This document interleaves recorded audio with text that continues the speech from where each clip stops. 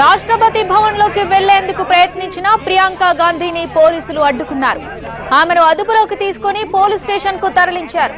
రాష్ట్రపతిని కలిసేందుకు కేవలం 5గురికి మాత్రమే అనుమతి ఉన్నందున ప్రియాంకను లోపలికి అనుమతించలేదు. మరోవైపు కాంగ్రెస్ కార్యకర్తలు, నేతలు రాష్ట్రపతి భవన్ ముందు ధర్నాకు దిగారు.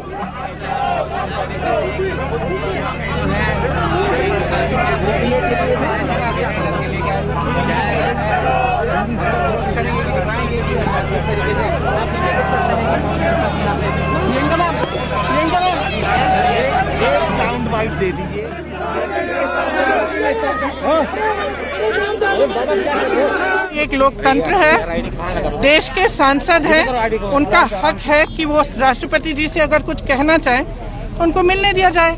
इसमें क्या हर्ज है? मैम ये तारीख पे तारीख जो मिल रही है इसके पर क्या कहना चाहेंगे सर? मैम कब तक चलेगा ये कॉन्सेप्ट? कौन सा कॉन्सेप्ट? जो डेट पे डेट दी जा रही है डेली हर बार और उस पर कोई भी अभी तक डिसीजन नहीं हो पा रहा है, उसके बारे में क्या कहना चाहेंगे आप? कब तक लिंकर ऑन करेंगे? देखिए, सरकार किसानों की आवाज सुन नहीं रही है, ये स्पष्ट है। जी नहीं तो कोई भी कुछ भी कहे, कोई कुछ भी करे, लेकिन किसान तो बैठे हैं ना बॉर्डर पे। लाखों किसान 1 महीने से बॉर्डर पे बैठे हैं, उनकी आवाज कौन सुन रहा है?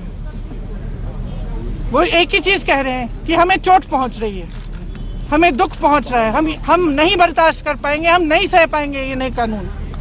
तो सरकार क्यों नहीं उनको वापस ले रही है? गवर्नमेंट ने तो अपना स्टैंड बिल्कुल क्लियर कर दिया है कि हम इसको रोल बैक तो नहीं करेंगे और केवल इसमें अमेंडमेंट कर सकते हैं। तो और जबकि फार्मर्स का कहना है कि इसको रोल बैक किया जाए, तो कैसे इसका डिसीजन बाहर आएगा?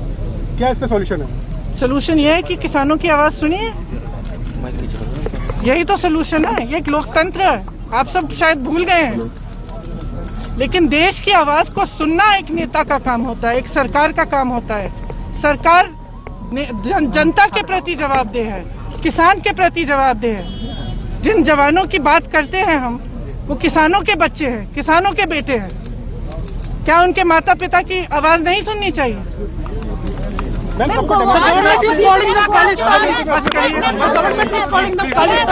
Ma'am, government has been saying that Congress party is trying to manipulate the farmers' bills and also यार कैमरा थोड़ा पीछे कर लो।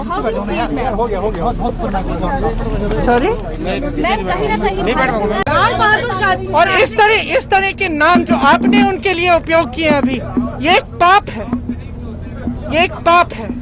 अगर सरकार इनको देशद्रोह कह रहा है तो सरकार पापी है। तो किसानों की जो आवाज ठुकरा रहा है, जो नहीं सुन रहा है, जो अपनी जिद पे अड़ा हुआ है, जबकि देश का अन्नदाता बाहर बैठा हुआ है ठंड में, महीनों से बैठा, 1 महीने से बैठा है, तो आप बताइए। लेकिन प्रियंका तो आप बताइए उस सरकार के दिल में क्या जवान के लिए, क्या किसान के लिए कोई आदर है कि सिर्फ अपनी राजनीति का? जनता की आवाज से डर लगता है, भय है, इसलिए जब आवाज उठती है तो उनका ऐसा व्यवहार होता है।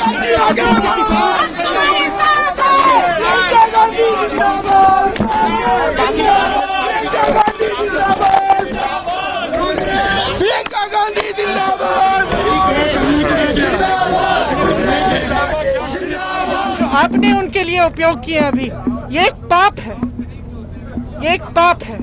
अगर सरकार इनको देशद्रोह कह रहा है तो सरकार पापी है। तो किसानों की जो आवाज ठुकरा रहा है, जो नहीं सुन रहा है, जो अपनी जिद पे अड़ा हुआ है, जबकि देश का अन्नदाता बाहर बैठा हुआ है ठंड में, महीनों से बैठा, 1 महीने से बैठा है, तो आप बताइए।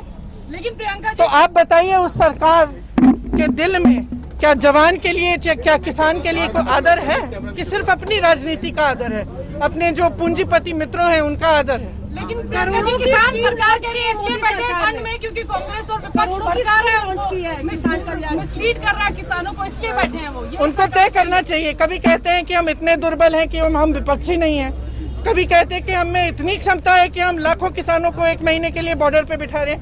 अरे तय करें, वो तय करें ना, हम क्या है? या तो हमें क्षमता है ही नहीं। और इस तरह के नाम जो आपने उनके लिए उपयोग किए अभी, ये एक पाप है, ये एक पाप है।